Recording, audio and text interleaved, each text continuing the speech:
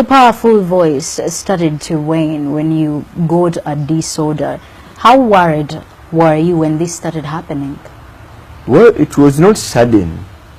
It came slowly, and I started realizing that I was having a problem.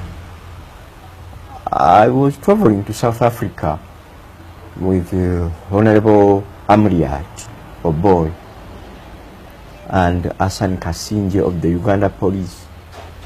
And all of a sudden in the morning, I couldn't speak well.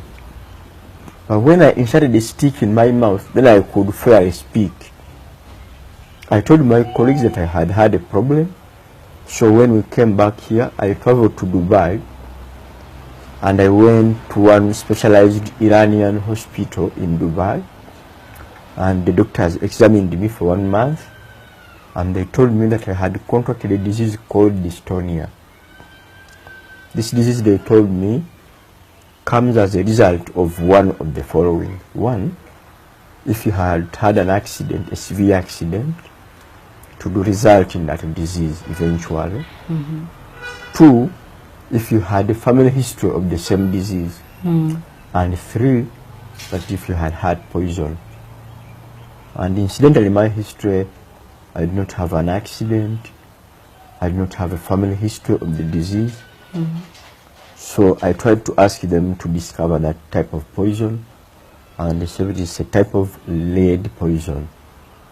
And they said they could not manage my situation at that time. They recommended me to a hospital in London, in Queen Square, London, where I went and met two professors who dealt with my condition for 3 years.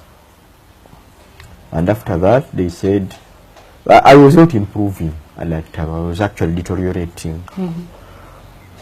Or later they suggested that they should operate on me. And after that, they wired these electrodes, say wire through the head and the neck, and they placed a battery, they implanted a battery on the chest wall of my left side of the body. Okay. So this battery is the one which I have to charge in every 3 days, and I speak. Sorry about that. Don't be sorry. Is it painful? No, it is not. Like, It is high-tech science. It doesn't affect you. You don't feel it. There's no pain. how did you feel when you were told this is how you would have to live for the rest of your life if you're to go back to those moments? Yes. Well, I had gone through the hardest time. When I stopped talking, that's when I had started losing hope, and I was sort of getting depressed.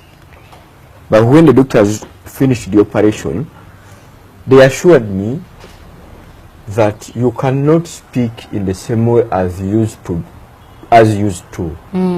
but you're going to be able to communicate decently. And this is what I'm doing right now with you. Yes. Otherwise, I had lost hope that I could speak again. So how have you been able to cope, like since it happened and now? How has your life been, away from the reports we've had for the last couple of years that you were near death? Yes. For the last 2 years, I have been fairly all right. And right now, I don't feel any threats at all. Yeah. I can go on with my work. I leave this place at 8 o'clock and go to town and do business and come back at 6. Okay, that's my normal routine, and I have no complaint whatsoever. Don't you ever feel at times that if you hadn't joined politics and probably stayed a businessman, none of this would never have happened? No, I don't believe like that. There is a Uganda saying that ekiri atabara kyekira nasigadde eka, which can loosely be translated as a calamity that befalls one who travels is the same that can befall one who stayed at home. Therefore, I cannot have any regret that I joined the politics. That was my fate, whether I was a politician or not.